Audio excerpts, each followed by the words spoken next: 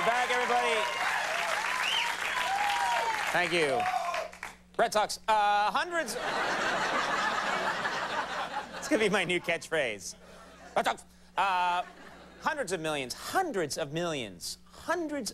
of people around the world watch my first guest risking his life on the television show The Crocodile Hunter. And starting tomorrow, he can be seen in the brand new movie, The Crocodile Hunter, Collision Course. Let's take a look.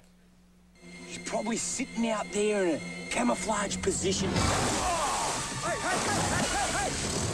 Hey, Terry, I got him! Hey, hey, hey! Whoa! Whoa! Bring the boat! Get the boat down here! Nuts! Come on, Dan, what are you doing?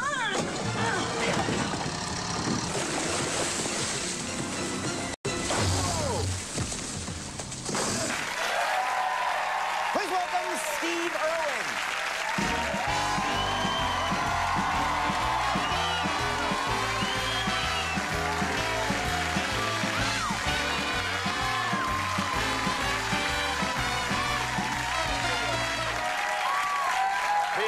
It's been a while. Good to have you here. Yeah, good to be here, mate. Very honoured. You never have to worry about what you're going to wear during the day, do you? Hey, mate, how's this? I've got new car keys.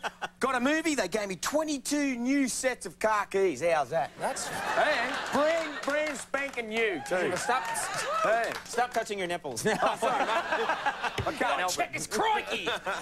Let me ask you, what does crikey even mean? Crikey.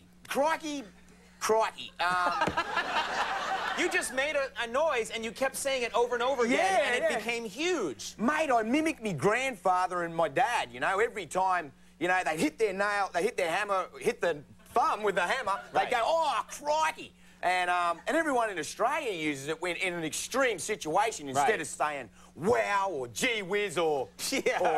wow or gee whiz. Or... That wasn't... or poop. Yeah. You're growing up with Archie. The Archie comics. Hey. Yeah, I'm going to start saying what my dad said when he hit his thumb. Yeah. That would go over well on cable. Now, so that's worked out. I mean, that's worked out. Crikey, you must have people coming up to you all the time going, crikey, crikey. Absolutely, mate. It's become this phenomenal catchphrase, and it's like in Australia, it's as common as a blue-tongued lizard. Everyone uses it. It's just crikey, mate. So there's a lot of blue-tongued lizards, is what you're saying? Yeah. Oh, okay, I didn't know. I know what it's like. What? It's just come to me. It's like, in America, I hear everyone say, cool. Cool. I don't get that a lot. Right. Now, you did your own stunts for this movie, I'm guessing, obviously, because on the show, you're really, you know, you're really wrestling these alligators. Oh, yeah, So you can't make a movie and then suddenly there's like a robot alligator. Yeah, no. And a guy who looks like you is near it. No, yeah, it has to be real, right? Yeah, oh, mate, these are fair dinkum wild-caught crocodiles. See, what happened in year 2000... Do you need some coffee or something? Are you gonna be all right? No, I can't drink coffee. What happened? My head is blown. Yeah, so... Are you like this first thing in the morning? Does, like, you wake up and you're like... Yes! You're like that right away. Yeah, my wife has to train a lot to keep up, you know. Anyway, so in 2000, year 2000, I'm coming back from Namibia. I got gangrene. You see this little... You got gangrene? Yeah, I got gangrene in here. I got this poisonous spike went in there and nearly killed me. Anyway, I'm coming home from Africa. Anyway. Yeah, and I'm sitting with me mate, John Staten. He's the producer and director of this movie and also the documentaries. And he goes, what are we doing about this movie? And I said, well, mate, I got to catch these 2 crocodiles in September. And he's gone, that's it. That's the movie. So he set up great banks of movie cameras like this and Jimmy Jib arms and stuff. And so I went in on the crocs and caught him, and he filmed it, and that was the nucleus of the movie. And then we signed up with, like, with MGM. Right. Who I always thought MGM, my grandfather told me that stood for Mud Guts McGraw. All my life I thought that. And I was like, yeah, no, seriously. So I'm like, woo, I've signed up with Mud Guts McGraw for a movie. You better get an agent real soon. Yeah. I bet. I just bought the Brooklyn Bridge.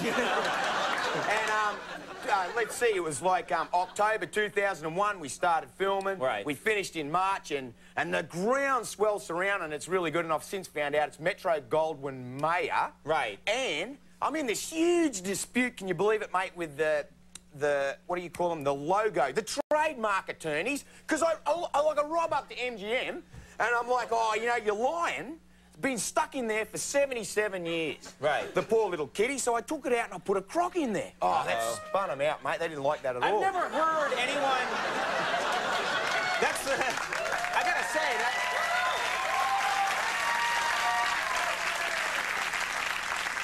Most people, when they're discussing a lawsuit against them, are kind of depressed, but you're really up about it. Oh. You're like, I'm getting sued, you know? Yeah, you know what? How's this? You know why? Stop touching my leg. Sorry, mate. I just got back from San Francisco and I've had an awareness. You just get excited and you think everyone's a croc. Yeah. They'd be like grabbing me any second. I got a top jaw rape in my back pocket. Mate, where was I headed? What the hell was that?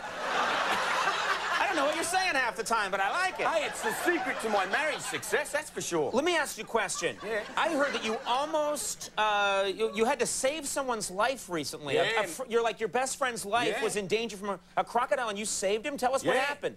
Well, you know, we filmed the movie with these crocodiles in September 2000. And that, like, hurt his feelings. This big croc, his name's Graham. He's got a neck like this, you know, head about this long and these big, huge teeth. And anyway, we caught him, we relocated him, and we put him in a nice house at Australia Zoo. And then we get this flood of biblical proportions, mate. The water's coming up. And we're like, you know, crikey, what are we going to do here? Because all of the debris was starting to pile up against Graham's fence. So me and me mate Wes, we kind of go in, and, like, we spotted the croc. There's two of them, him and his girlfriend, Bindi. And she's got a nest. See, she's got this big compost nest with eggs in it. Right. And when crocs start nesting, mate, they get really territorial and aggressive. Right. So we're thinking, all right, she's at her nest, Graham's guarding her, we're going in. We're going in. So we both jump over the fence, and we start cleaning out the debris, like on the fence, it's right here. And so we're pulling debris out, and like Wes is right there where you are, mate. And we're cleaning debris out. Right. Next thing, Graham, this croc, just goes, wow, whack, grabs him right on the arse, and just starts... No, Wait a minute. Don't you have a cool Australian term? You just say ass? Bum. Oh, bum. Okay, Yeah, bum. Got him on the bum. Got him on the bum, mate. Crikey, his bum. That's what he said. Crikey, me bum. Right. It's got him and just shaking, killing him. It starts killing him. He starts... Wait, he shakes him by the bum? Yeah, 2 pieces of meat, mate, the size of my fist, come straight out of his bum. Oh! And he eats them. What, he eats him? He eats them. Wait, the croc is like... No, just kind of boom, tossed him down, and then went straight at his head, just about to grab him on the A head. man can't live without his ass. So what happened then? So he's just about to grab him on the head, and Croc's got like 3,000 pounds per square inch bang pressure. And that'd be like throwing a watermelon on the concrete, right? So he's just about to pop his head, and I've dived on the croc and twisted his back leg, and so the croc let him go and swung around and started attacking me. Wait, now the croc's after you. Yeah, too right, mate. So I grab this stick, and I start, you know, yeah, eat this, and I look up, and me mate's on the fence. You know, in Australia, we have this thing called mates. Me mate's on the fence, and he's just bleeding out, just like it's gushing out. And I look up and he's gone, I'm clear.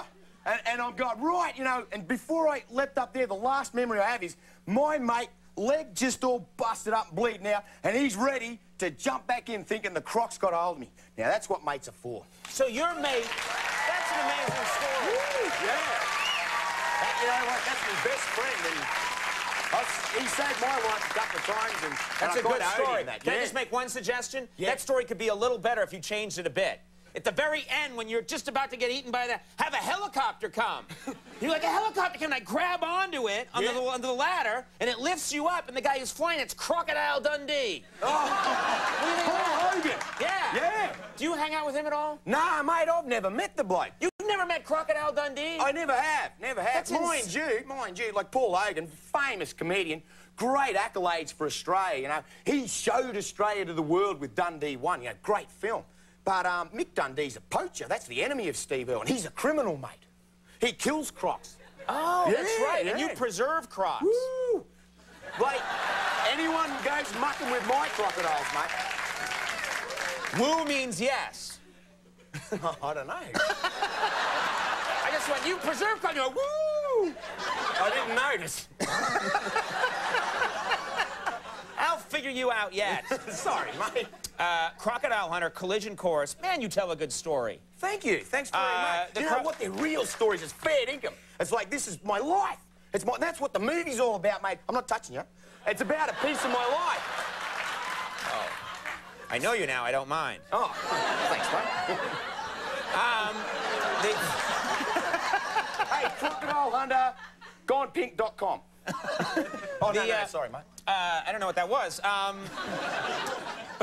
No, those are great stories, and you've preserved a lot of these crocs. That's what you're all about. Oh, conservation's the name of the game, mate. I'm a wildlife warrior through and through, out there fighting for wildlife, wilderness, which means we get to breathe fresh air, you know, because we're not cutting all our trees down and swim in the ocean and have rain, not acid rain, you know. So it's all about humanity. It really is, and every single cent we earn from this film or anything Crocodile Hunter goes straight back into conservation. That's the best thing about this whole thing. Yeah, I think that's good. I like that. The Crocodile Hunter Collision Course opens tomorrow. And as he said, Steve's profits, we're right back in the